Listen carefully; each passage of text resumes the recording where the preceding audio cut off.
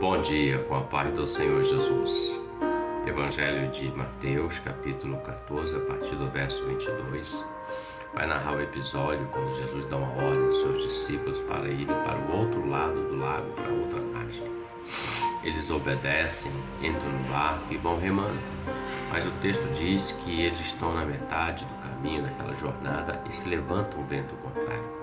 Eles lutam com as forças deles, mas não conseguem porque o vento era contrário. E eles iam a pique, iam morrer.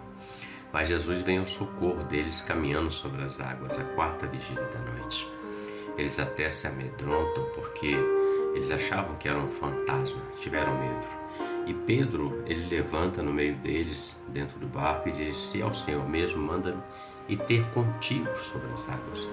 E o texto fala que Pedro saiu do barco, pisou as águas e começou a andar em direção ao Senhor Jesus. Mas o texto diz que Pedro sentiu o vento forte, teve medo e começou a ir para o fundo, e ele começa a clamar o socorro do Senhor Jesus. Jesus o socorre. Olhando para esse texto, eu vejo o seguinte: muitas das vezes nós queremos ir um pouco mais além com o Senhor. Nós pedimos: Senhor, me usa mais. Senhor, eu quero ser assim. Senhor, me dá o dom. Senhor, me dá autoridade. Nós queremos ir além com Jesus.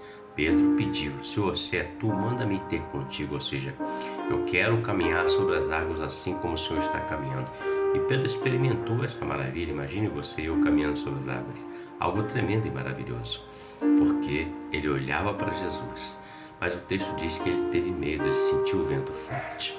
E aí o problema é que ele desvia o foco do Senhor e começa a olhar para as outras coisas, para o vento forte, e ele começa a naufragar. Assim é conosco. Todas as vezes que nós estamos olhando para o vento contrário, para aquilo que não é o Senhor, aquilo que o Senhor já nos direcionou nas nossas vidas, nós vamos ir a pique, nós vamos naufragar, porque estamos desviando o olhar do Senhor.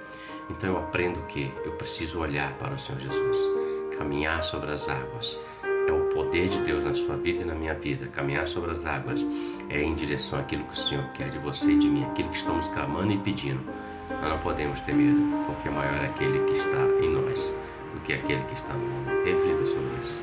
Deus te abençoe. Você tenha um ótimo dia com a paz do Senhor Jesus. Amém.